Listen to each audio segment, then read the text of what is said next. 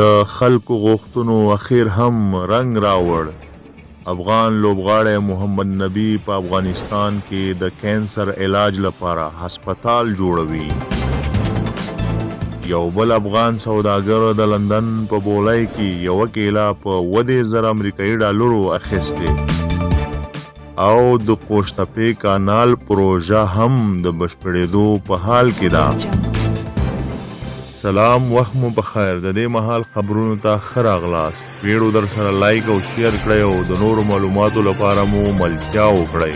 د افغانستان د کرکټ ملي لوبغاړي محمد نبی د یو ټویټر پیغام له لارې اعلان کړی دی چې غواړي په افغانستان کې د سرطان ناروغۍ درملنې روغتون جوړ کړي. محمد نبی ویلي دی چې راتلونکی پلان مې د سرطان د درملنې روغتون جوړول دی چې تمویل به یې د محمد نبی ساخیل لخوا کیږي.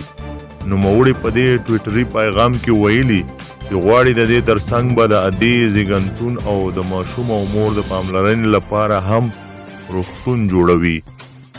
د تیرو څو ورځو راهیسې په افغانستان کې د ټولنیزو رسنیو کارکوونکو په دې هیواد کې د سرطان ناروغۍ د درملنې لپاره د یو مجهز روغتون جوړولو ته کمپاین پیل کړی او شتمن افغانان پکې هڅول کیږي چې د دې روغتون د جوړولو لپاره مالی مرستې وکړي.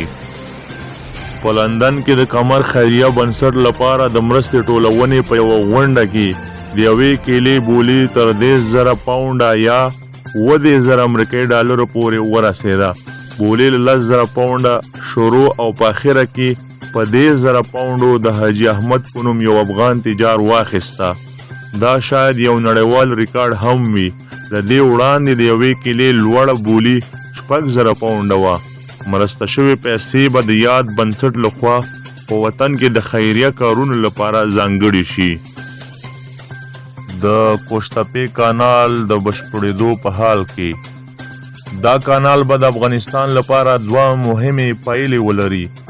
د شاوخوا 200,000 هکتاره ځمکې خړوبول چې افغانستان کې به د کرنې او بڼوالۍ د بنسټ د پیاوړتیا لامل شي. دویم به په سیمهییزه کچه د اوبو له سرچینو د ګټې اخیستنې په اړه د منځنۍ اسیا له هیوادونو سره د یوې نوې ستراتیژۍ ملګرتیا پیلامه وي.